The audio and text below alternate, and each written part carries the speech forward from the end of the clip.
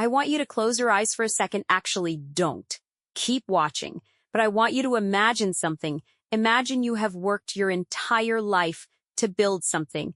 Something real. Something yours. You have bled for it. You have cried for it. You have buried people you loved and still showed up the next morning and kept going. Now imagine, in the same season, the person styling your clothes takes you to court for over $1 million.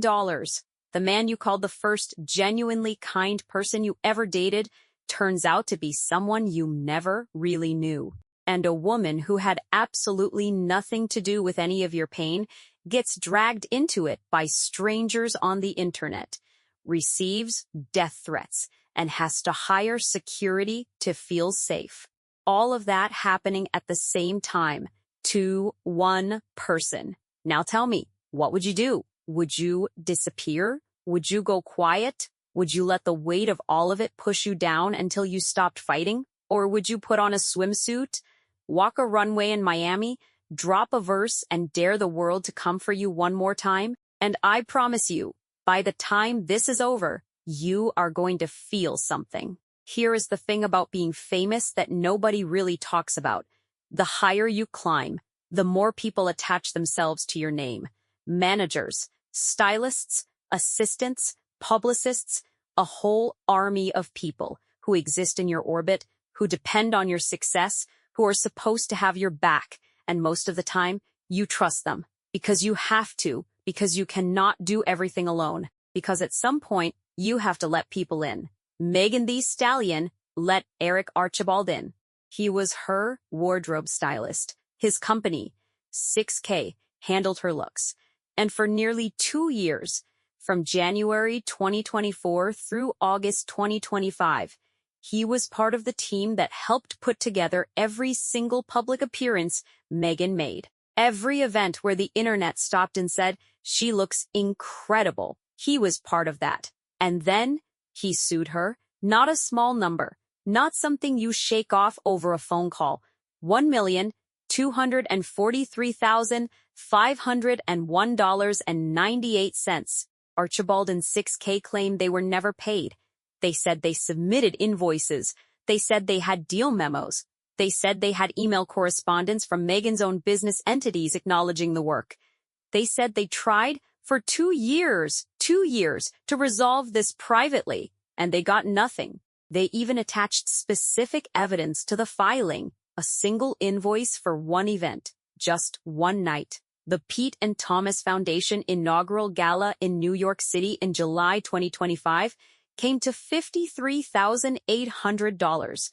Prep days, assistants, 3 gowns for one evening, one night, $53,800. And they said that invoice, like all the others, went unpaid.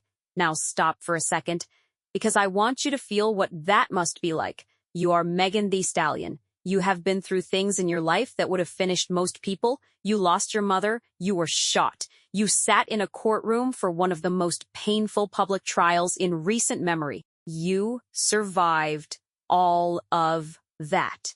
And now, the person who helped dress you, the person who was supposed to be on your side, is standing across from you in a courthouse, demanding over $1 million from someone on your own team. That kind of betrayal does not just sting, it shakes something in you. It makes you look at everyone around you differently. It makes you wonder who is really there for you and who is just there for what you represent. But here is what you need to know about Megan Thee Stallion. She did not stay silent. She came out swinging. Her finance team ran a full audit of every single expense Archibald had ever submitted. And what they found, according to Megan, were fraudulent invoices, charges with no documentation to back them up, styling shipments sent to addresses that could not even be verified as real. She said it publicly. She said it directly. Those findings raised serious concerns about the legitimacy of expenses that we repeatedly tried to resolve privately with Eric's team. Rather than address the issues from the audit, Eric and his team chose to file a lawsuit. She was not begging. She was not apologizing. She was not crumbling under the pressure of a 7-figure lawsuit and the headlines that came with it. She stood her ground. But while all of this was happening in the courtroom, something far more painful was happening in her personal life. There are moments in life when you think, finally, someone who sees me, finally something that feels real. Megan Thee Stallion had that moment. In the summer of 2025, his name was Klay Thompson, one of the greatest shooters in basketball history, a man who, by all appearances, genuinely adored her. When they went public, the world lit up, because this felt different. This was not a manufactured celebrity couple. This was two people who had both built real careers, survived real struggles, and found each other. They made their red carpet debut together in July 2025 at Megan's own Pete and Thomas Foundation Gala. And when Megan spoke about him to Page 6 that night, she said something she had never said about anyone before. She said he was the first person she had ever dated who was genuinely kind. The first relationship where she felt genuinely happy. Let that land. This woman, who has had to fight for every single thing in her life, finally said out loud that someone made her feel safe, that someone made her feel happy, and the world felt that with her. The months that followed were full of those small, real moments that tell you something is genuine. She cooked Thanksgiving dinner for his family. They worked out together and posted it. And then in December 2025, Klay Thompson renamed his boat. He called it the SS Stallion. After her, a man renamed his boat after the woman he loved. And for a moment, just a moment, it felt like Megan Thee Stallion got to have something soft, something peaceful, something that was just hers. But you already know this story does not end there. Because it never does. By April 2026, it was over, and not just over, broken, shattered in the most public and painful way it could have been. Megan confirmed the split, but she did not hide behind vague language. She did not give the PR-approved, "We have decided to go our separate ways" statement that celebrities use when they want to say nothing while appearing to say something. She told the truth. She accused Klay Thompson of cheating. Her statement through Billboard said, "I've made the decision to end my relationship with Klay. Trust, fidelity, and respect are non-negotiable for me in a relationship. And when those values are compromised, there's no real path forward. I'm taking this time to prioritize myself and move ahead with peace and clarity." Read those words again. Trust, fidelity, values compromised. That is not a woman who drifted apart from someone. That is a woman who trusted someone completely and got burned. And Klay Thompson, he said nothing. Not one word. Not a denial. Not a confirmation. Not a defense of the woman he had renamed his boat after just a few months earlier. Just silence. And the internet, because the internet is always watching, exploded. And when it exploded, it did not just take aim at the two people in the relationship. It took aim at someone who was never in the relationship at all. Her name is Lexie Brown. WNBA guard, Seattle Storm. She won a WNBA championship with the Chicago Sky in 2021. She is a professional athlete who trains every single day and had a season about to begin. She had nothing to do with Megan Thee Stallion and Klay Thompson. Nothing. But someone on the internet decided she did. A rumor started spreading. Someone claimed Lexie had posted screenshots of private messages between herself and Klay Thompson on her Instagram story. Someone else noticed that Klay and Lexie had recently followed each other on Instagram. That was all it took. Within hours, Lexie Brown became the villain of a story she was never part of. Comments, accusations, her name trending. People who had never heard of her before, suddenly certain they knew exactly what she had done. She posted to her Instagram stories on April 26, 2026, and kept it simple. "I've seen what's being said online, and I want to be clear, none of it is true. I have no involvement in this situation." She said her focus was on the WNBA season starting that week. The internet did not care, so she spoke again. And what she said in that interview, I need you to actually hear it. She acknowledged that she and Klay Thompson know each other because they are both professional basketball players. That is it. That is the full extent of their relationship. She has never even met Megan Thee Stallion. And then she described what it was like to sit there, falsely accused, waiting for someone to step in. I had a game to focus on, and I quite literally did not have time to handle that. And in the back of my mind, knowing 100% what was being said was false, I thought, surely somebody would step in and say, "No, this is a lie. Please point your finger somewhere else. Don't point them at all." She waited for Klay to say something. One sentence, one post, anything. She waited for Megan to say something. Neither of them did. And while she waited, the threats started coming in.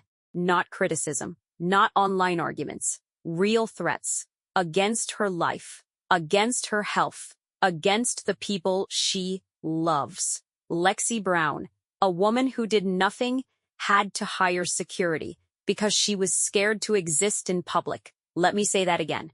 She had to hire security because strangers on the internet decided she was guilty of something she never did.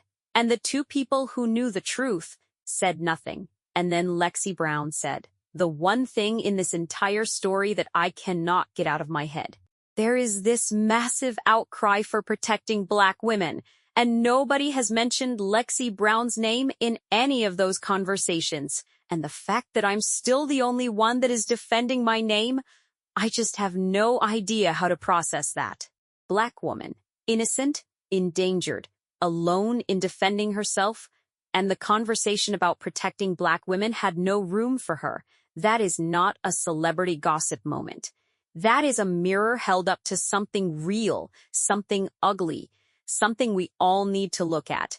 Now I want to shift, because after everything, the lawsuit, the heartbreak, watching an innocent woman get dragged into her mess and not being able to stop it, Megan Thee Stallion did something. She stepped back outside. May 28th, 2026, Miami, Swim Week. She was there to showcase the second collection of her swimwear brand, Hot Girls Summer Swimwear, and she could have just attended, could have sat in the front row, smiled for the cameras, and let her models do the work. Instead, she closed the show herself. She walked out onto that runway in a seashell-inspired monokini, black, white, and brown swirl pattern, side cutouts, sleek ponytail, hoop earrings, high heels hitting that runway like every step was an answer to everyone who thought she was finished. And the crowd threw flowers at her. Flowers?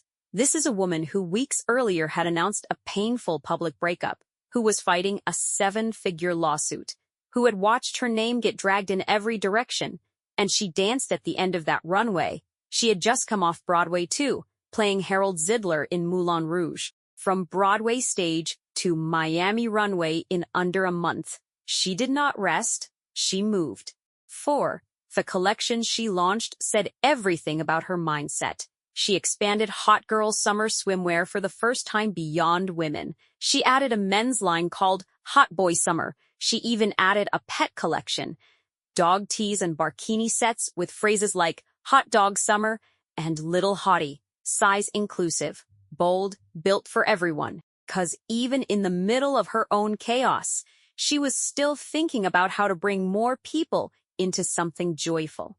Then came June 2nd, 2026, a yacht, friends, shots of her own tequila, chicas divertidas, laughter, dancing dot, and a snippet of music in the background. Fans heard it immediately. The track repeated, "My man ain't SHT, that man ain't say SHT," before Megan's voice came in. "I'm back. All that wifey shash-tea is dead. Put that to bed." She had also already dropped a verse on Bossman Lowe's Motion Party remix that fans had spent days pulling apart. She rapped about catching a man cheating being an immediate goodbye. She rapped about someone thinking they had done something significant until they realized who they were dealing with. She never said his name. She did not need to. Because Megan Thee Stallion has always known how to say everything without saying anything directly. She puts it in the music. She puts it in the walk. She puts it in the way she shows up. Fully, loudly, without apology. When the world expected her to disappear. I want to be honest with you for a second. This is not just a story about a celebrity going through a rough few months. This is a story about what it looks like when someone refuses to become the version of themselves that pain wants to create. Pain wants you bitter. Pain wants you hidden. Pain wants you to shrink down until you take up so little space that no one can ever hurt you again. Megan Thee Stallion has had every reason in the world to become that person. She lost her mother. She was shot. She faced one of the most brutal public trials of any celebrity in recent memory. She has had her pain mocked, her trauma doubted, her success minimized. And now, lawsuits from someone on her team, heartbreak from someone she genuinely loved, and the weight of knowing that an innocent woman got swept into her story and nobody protected her. That is a lot to carry. And yet, she is on a runway in Miami. She is on a yacht dropping music. She is expanding her business to include men, women, and their pets. Because Hot Girl Summer is for everyone. She is not asking for sympathy. She never has. What she is doing, what she has always done, is turning her life into proof that you do not have to be unbroken to keep going. You just have to keep going. The next time life hits you from 3 directions at once, from the people you trust, from the person you love, from strangers who decided your story without asking you, I want you to remember this. Megan Thee Stallion did not wait for everything to be okay before she stepped back out. She walked onto that runway while the lawsuit was still in court. She dropped that verse while the heartbreak was still fresh. She launched that collection while the noise was still